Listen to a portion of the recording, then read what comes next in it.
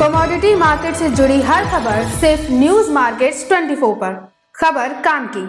नमस्कार दोस्तों, welcome back to our channel news markets 24, जिसमें हम बात करेंगे आज की जो सबसे बड़ी खबर आ रही है उसके बारे में। तो खबर ये है कि इंडोनेशिया ने जो एक्सपोर्ट पर बैन लगाया था, अब वो इंडोनेशिया बैन हटाने को मजबूर हो चुका है, जिसका आगे चलकर सिर्फ भारत को ही नहीं पाकिस्तान को भी फायदा मिलने वाला है। तो इस खबर के बारे में आगे विस्तार से जानेंगे, देखेंगे कि क्या मजबूरी है इंडोनेशिया के सामने जो इंडोनेशिया पर बैन हटाने के लिए दबाव बनाए जा रहे हैं। मगर इससे पहले अगर आप चैनल पर नए हैं तो चैनल को सब्सक्राइब करना ना भूलिए और साथ ही बेल नोटिफिकेशन को प्रेस जरूर कीजिए। तो मीडिया सूत्रों के हवाले से खबरें ये आ रही हैं कि इंडोनेशिया ने पाम ऑयल एक्सपोर्ट बैन करके भारत के उपभोक्ताओं के लिए जो परेशानी बढ़ा दी थी, उसी को देखते हुए अब भारत ने गेहूं एक्सपोर्ट पर रोक लगाकर इंडोनेशिया को दबाव में आने पर मजबूर कर दिया है, क्योंकि इंडोनेशिया भारत से बहुत बड़ी मात्रा में गेहूं खरीदता है। और साथ ही इस पर अखिल भारतीय खाद्य तेल व्यापारी महासंघ के राष्ट्रीय अध्यक्ष शंकर ठक्कर का कहना है कि इंडोनेशिया सरकार यदि तुरंत प्रतिबंध नहीं हटाती है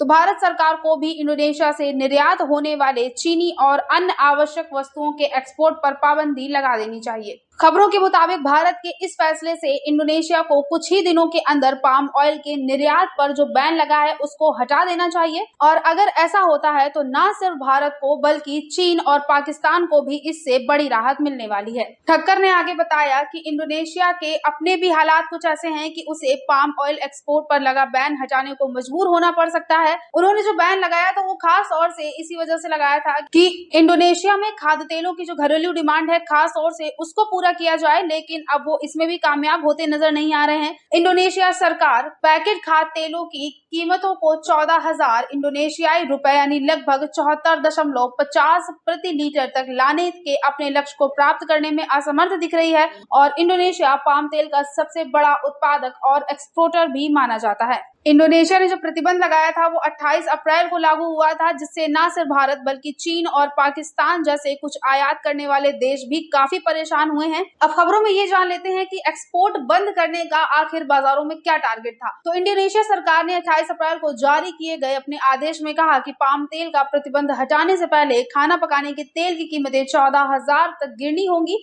इसके परिणाम स्वरूप कई खाद्य तेल उत्पादक कंपनियों ने उत्पादकों में पाम फ्रेश फ्रूट बंच यानी FFB की खरीद बंद कर दी है। बदले में किसानों ने FFB की कटाई भी बंद कर दी, जिसके चलते वहां लगभग दहशत की स्थिति देखी जा रही है। कच्चे पाम तेल भंडारण में बह रहे हैं। साथ ही इंडोनेशिया के पास तेल के भंडारण के लिए आवश्यक टैंकों की कमी और कच्चे तेल रिफाइंड के लिए रिफाइनरों की कमी के चलते मजबूरन इंडोनेशिया को कुछ ही दिनों में निर्यात बंदी भी उठानी पड़ सकती है। अब क्योंकि इंडोनेशिया ने पाम ऑयल के एक्सपोर्ट पर बैन लगाया है, इसीलिए जो देश वहां से आयात करते हैं उन्होंने अपनी तेल की कमियों को पूरी करने के लिए दूसरे देशों को तलाशने लगे हैं। संगठन के महामंत्री तरुण जैन ने कहा है कि मलेशिया ने पिछले सप्ताह निर्यात में 50% की कटौती की है। इस घोषणा के साथ इंडोनेशिया के अपने निर्यात बाजारों को खोने का एक वास्तविक खतरा बन रहा है। भारत, चीन और पाकिस्तान मलेशियाई निर्यात में कटौती का फायदा उठाएंगे और तीनों बाजारों में मलेशियाई पाम तेल की हिस्सेदारी भी बढ़ने वाली है। इंडोनेशियाई प्रतिबंध के मद्देनजर भारत और अन्य आयातक देश मलेशिया की ओर रुख कर रहे हैं और निर्यात कर कमी में मलेशियाई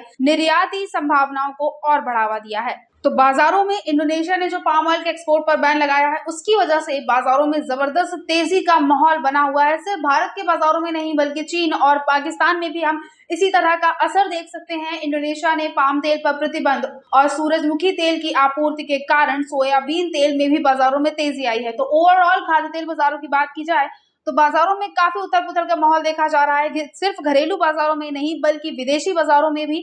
और खबरें अब इस तरह की आ रही हैं कि जल्द ही इंडोनेशिया पाम ऑयल के एक्सपोर्ट पर जो उन्होंने बैन लगाया है उसको हटाने के लिए मजबूर होता नजर आ रहा है। और अगर मई महीने के अंत तक बैन हट जाता है तो बाजारों में आपको कीमतों पर दोबारा से दबाव देखने को मिल सकता है। जो महंगाई है उस पर नियंत्रण भी देखने को मिल सकता है। तो आज की खबरों में सिर्फ इतना ही। अगर आज की खबरें आपके लिए यूजफुल हो तो लाइक जरूर कीजिए और अपना फीडबैक कमेंट सेक्शन में हमें जरूर दीजिए। मिलते हैं आपसे अगली खबरों के साथ, तब तक के लिए stay healthy, stay safe. Thanks for watching bureau report news markets 24।